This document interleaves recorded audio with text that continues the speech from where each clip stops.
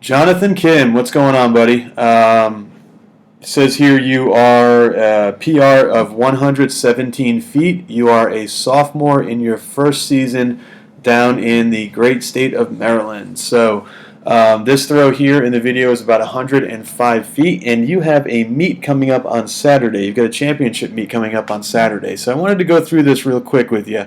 I only want to give you about two things. You've got a meet in a couple days, so I don't want to throw 100 different things at you here and have you kind of your brain going haywire trying to fix a bunch of stuff at once. I'm going to give you a couple quick things to work on.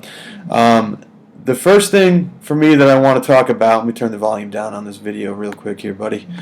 First thing I want to talk about is this back and forth thing in the circle. So you go, see how you bring it back, and then you bring it down, and then you bring it back, and then you bring it down.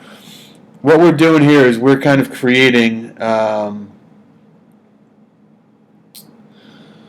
this bad habit of almost a haphazard direction of where your arm and the discus is going. When you pull that arm back and you start your throw, I want you to think about pulling that arm back all the way up and out to the side. So you want as long of an arm as possible, this nice long radius. And you want a 90-degree angle or close to a 90-degree angle at the armpit. So you see right here you're bringing it, it's about a 45-degree angle. I want that discus up in the air.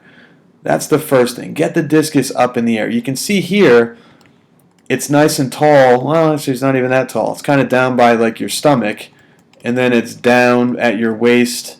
Here it looks like you're going to bring it up all the way, but then you drop it.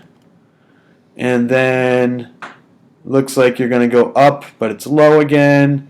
Waist, and drop it. Up. Back. Now we've got it, but look how low it is. Okay, so you still get that 45-degree angle. Get that discus. It should be up here. If you look at it at a 90-degree angle, we want that discus to be a little bit higher than your shoulder, especially because you're bent over a little bit here. Let's get the discus a little bit higher in the air. So there's a 90-degree angle at the armpit. What that's going to do is it's going to make it easier to keep the discus behind you and get separation. So this isn't too bad, but imagine if it was up a little bit more. You'd have even more separation. The discus would be even farther away from you, and you'd be able to keep that separation through the circle. So definitely get the discus up in the back. It's going to give you even more separation as you drive into the middle of your throw. See here, the separation is still there, but it could be a little bit better. So just start like that in the back, a little bit higher. Just pull it back once and go. Now the big thing I need you to fix, and this is what I want you to really work on before your meet on Saturday, is your heel-toe relationship.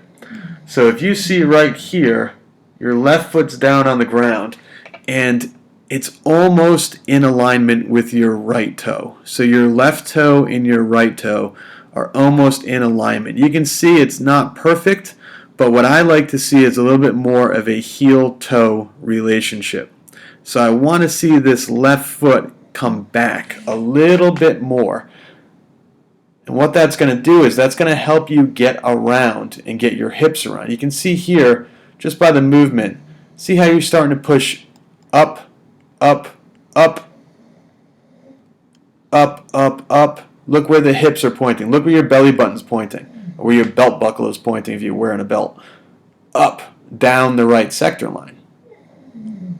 So we want the belt buckle or your belly button to point down the middle of the sector, not down the right sector line.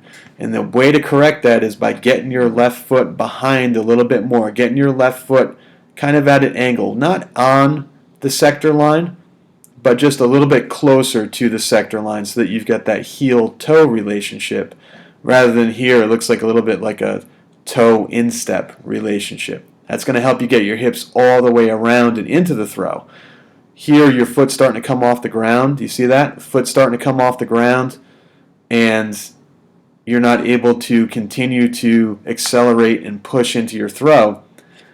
So it looks like you're going to let that thing go, but look at where you're facing. You're facing down here toward the right sector. If you got that foot a little bit more toward that left sector, you'd be able to get your body all the way around And instead of releasing it down, kind of jumping off the ground and releasing it down the right sector, you'd have your feet on the ground and be pointing down the middle of the sector. Okay, so let's work on that. You can see here the heel is kind of lined up with the heel. Your toe, not necessarily to the other toe, but your left toe is more towards sort of the knuckle, the metatarsal, whatever you want to call it, of your right foot. A little bit more of a heel-toe relationship where the toe of your left foot is lined up with the heel of your right foot. You're going to be able to get around a little bit more, get it down the middle of that sector, and avoid any right sector fouls, because there's nothing worse than having this big PR throw. You know, going to your meet Saturday, throwing this thing 130 feet and having it go down the right sector for a foul. Get the left foot a little bit more, maybe where the cursor is. See, this is where your foot is now. Let's get the foot here. A little bit more. Not a big change, but it's going to make a huge difference in where you're releasing the discus and where the discus is flying to avoid any right sector fouls. All right, so good luck with your meet this weekend. If you have any questions before then, just shoot me a quick email, matt@primalatc.com. And also, for the people watching these videos, make sure to give it a like and subscribe to the channel. We've got some really cool stuff coming out. You also have to click that notification button, jump through a bunch of hoops, stand on your head, do a whole bunch of other stuff to get these videos, thanks to YouTube changing the way they do things. But, you know, make sure that when you like and subscribe to the video, click the notifications bell icon thingy. Because we've got some really cool stuff, some really cool things happening this summer, some really cool things coming out in the fall as well. Much more detailed video analysis than what you're seeing right here, as well as online coaching, online training, and all that fun stuff. So make sure to check that out. And Joseph, again, my man, good luck on your meet this weekend. Throw really far, and let me know if you have any questions. Uh-oh.